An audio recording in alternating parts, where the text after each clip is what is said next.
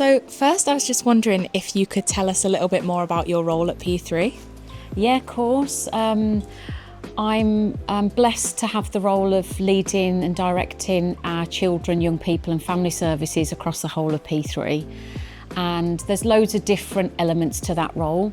I'm also the nominated individual for our Ofsted regulated services. So in 2023, the law changed and new regulations came in under Ofsted for supported accommodation. And what that means is it helps to bring a bit of stability and a bit of a benchmark to ensure that we are providing quality services for looked after young people, children aged 16 and 17, and some of our services do support young people in that capacity.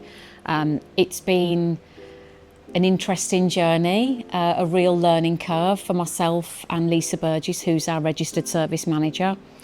And we've had to adapt new ways of working.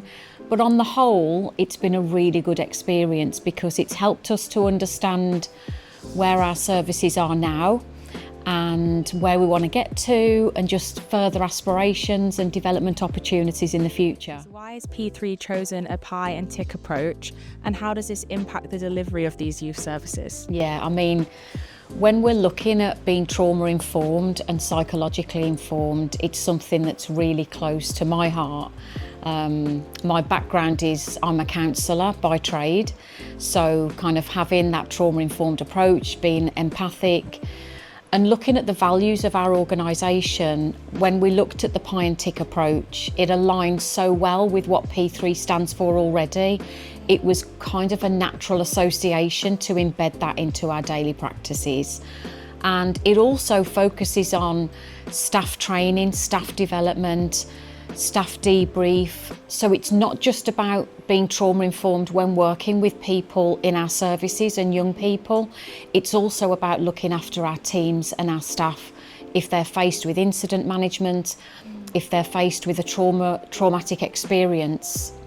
It can help reduce vicarious trauma for our teams. So to embed that has been really exciting. And, you know, when working with young people in particular who are looked after, very often they do have quite a lot of trauma from their childhood.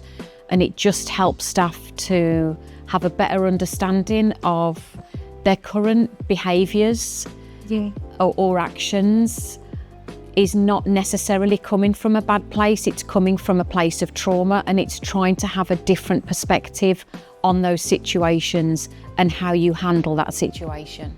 Yeah, thank you for that. I guess the next bit, we'll move more on to local support, if that's okay.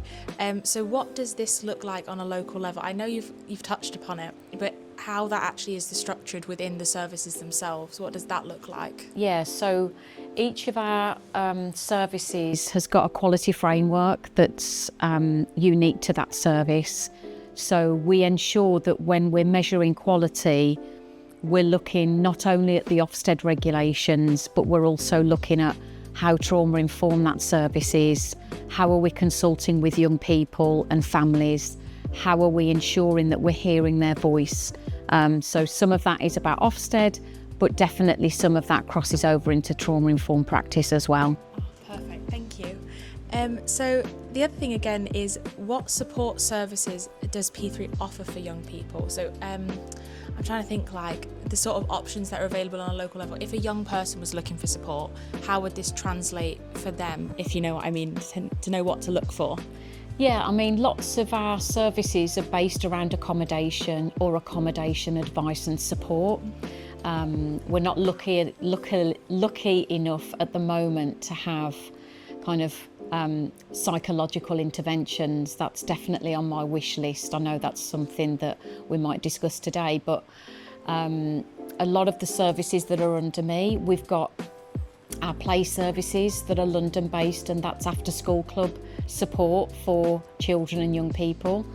There are supported accommodation, and some of that is dispersed, so when young people feel ready to take the next step and have their own accommodation, we provide more of a floating support offer. So we will go and visit them in their home once a week, and just to kind of check they're doing okay, they're managing okay with their tenancy, And then in Hillingdon, we've got quite a large wellbeing and housing advice service in Hillingdon as well. Perfect, thank you. I guess the other thing is, how does this then build confidence in young people to kind of not only evoke change in their own lives, but how does this translate into the local community as well? Yeah, I mean, what's great to see when young people come into our services and when they leave our services is the huge impact it has on their well-being, their anxiety and their confidence. We've had young people that have gone to university, that have done their CSCS card so that they can go and work. We also have it where we encourage volunteering in the local community and get them involved in activities that are kind of local led, and even kind of the local mayor or the MP will come to our services and speak to our young people, and I think giving them aspirations to think my world isn't so small as I once thought it was, and I have got hope for the future. And what someone coming alongside a young person and saying, what do you want to achieve? Lots of young people are just faced with dealing with today and dealing with trauma.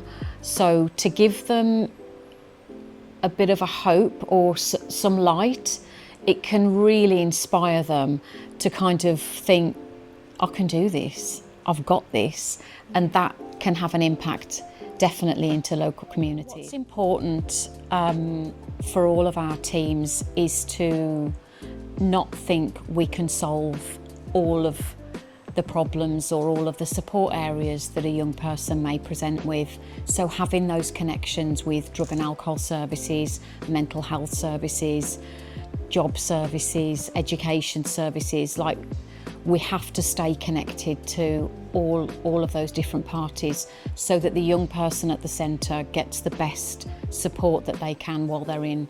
What does the future of P3 Youth Services look like? I am so excited about our future, I've got to say. The changes to the management structure to me is the beginning. It's the foundation for where I want to see us head in the future. You know, in the next 3 years, I want to see us double, triple in size. I want to see us providing quality support services for young people and for being a flagship organisation for supporting young people when they don't feel they've got hope. I really want us to embed that trauma-informed approach more and just kind of be an amazing service for our youth and our young families.